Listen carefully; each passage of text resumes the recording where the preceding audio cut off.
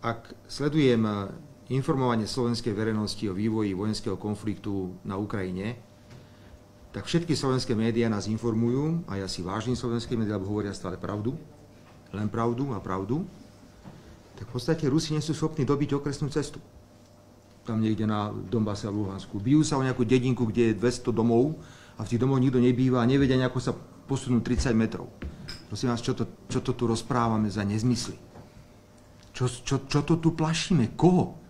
To akože, že vy, čo hovoríte o Rusoch, že tam im padajú gate, že utekajú z boiska, že nie sú schopní neviem čo, už ich zrazu vidíte na východnej hranici a ohrozuje to investície na východnom Slovensku. To je science fiction, to je úplne mimo reality a jednoducho na takúto diskusiu nikdy nepôjdem.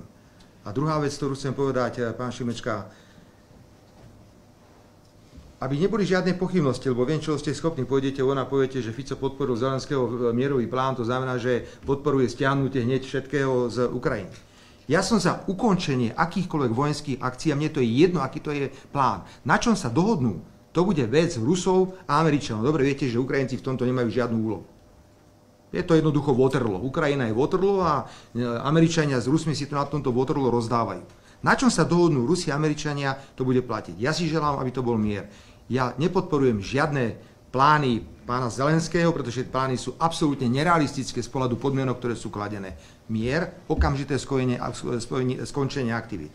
Ja v tomto vidím rozhodujúcu úlohu nie Zelenského, ja vidím rozhodujúcu úlohu Európskej únie. Európska únia by sa mala premeniť z momentálneho dodávateľa zbraní, pretože je druhý najväčší dodávateľ zbraní po Spojených štátoch, na mierotvorcu. Veď to je mierový projekt. Veď ste tam robili europoslanca. To je mierový projekt. A z tohto mierového projektu sa len stalo, ako čo najviac ľudí pozabíjať na Ukrajine. Ja tomu nerozumiem. A keď sa pozrieme na tie veci, ktoré sú navrhované a diskutované, každý uvažuje, čo najviac sa tam pozabíjať. A to je čo za plán? Ja toto odmietam.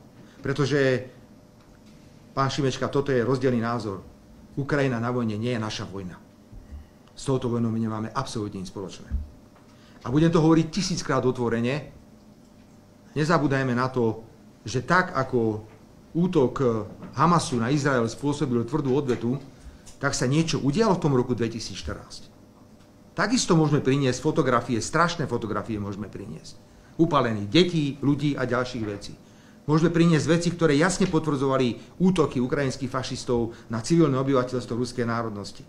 Viete, pozerajme sa na veci nie čierno-bielo, nepozerajme sa stále len tými americkými očami. Pozerajme sa slovenskými očami. My sme Slovensko, my musíme aj v tomto konflikte, ktorý tu máme, sa predovšetkým pozerať na naše vlastné národno-štátne záujmy. A to je bezpečnosť. Ale tá bezpečnosť nebude, keď na Ukrajine bude vojna pokračovať ďalších 10 rokov.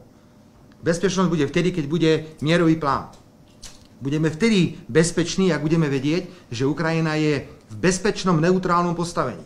Viete si predstaviť, pán Šimečka, čo by to pre Slovensko znamenalo, keby sa Ukrajina tlačila do NATO? Viete si predstaviť, že by Rusko bolo nútené akceptovať za suseda členský štát NATO? Nemožné, to konečne pochopte, to je reálpolitika. To je jednoducho reálpolitika, to všetci vedia. Viete, aj samotní Američania to vedia, aj preto na samite NATO Ukrajincom nič nedali. Lebo vedeli, že im nič nemôžu dať. Zase toľko rozumu majú aj Spojených štátoch amerických, aby vedeli, že do takéhoto obrovského konfliktu, takýchto rozmerov si nemôžu dovoliť ísť. Máme na toto totálne rozdielne názory a ja nemôžem ustúpiť, pokiaľ ide o postoje, ktoré sme prezentovali pred voľbami v týchto veciach ani jeden krok. Ale zhodneme sa, poďme im pomáhať. Robme všetko pre mier. Minimálne v týchto všeobecných základných postulátoch sa všetci zhodneme, ale ja som rád, že došlo k tejto výmene, lebo nemáte pocit, že je po voľbách a teraz my tu budeme nejakí baránkovia, ktorí budú chodiť do Bruselu a budú tam rozprávať niečo iné. To naozaj nie. Ja na to nemám dôvod. Ja dnes čakám veľmi tvrdú výmenu názorov, ak k nej dôjde, k tomu stretnutiu s pani predsedničkou komisie, kvôli tomu, ako komisia totálne ignorovala hrubé porušovanie právneho štátu na Slovensku. To je ako možné, ja vám to oznamujem, že to bude predmetom rokovania. To je ako možné, že zatvoríte človeka do väzby a potom sa mu ministerstvo spravodlivosti ospravedlní? To čo je? To sa ako môže stať? Že rok je človek vo väzbe za nič, bezdôvodne? Európska komisia sa na to pozerá, my sme písali, informovali, nepovedali ani pol slova. No nepovedali preto, lebo tu bola vláda, ktorá splnila všetky želania Európskej únie do poslednej bodky. A povedali si, nech sa tam aj pozabíjajú, nech tam tú opozíciu pozatvárajú, čo nás je potom. Hlavná vec, že sem príde pán Heger, pán Matovič alebo pán Odor a odsúhlasia nám všetko, čo potrebujú. Koniec, bodka, skončilo to. Však nie preto sme vyhrali voľby, aby sme teraz išli do politiky také, aká tu bola doteraz. To bude slovenská zahraničná politika. To nebude zahraničná politika bruselská, alebo washingtonská, alebo ruská. To bude slovenská zahraničná politika. A to vám teda garantujem, že na tomto si dám sakra záležať, aby to tak bolo.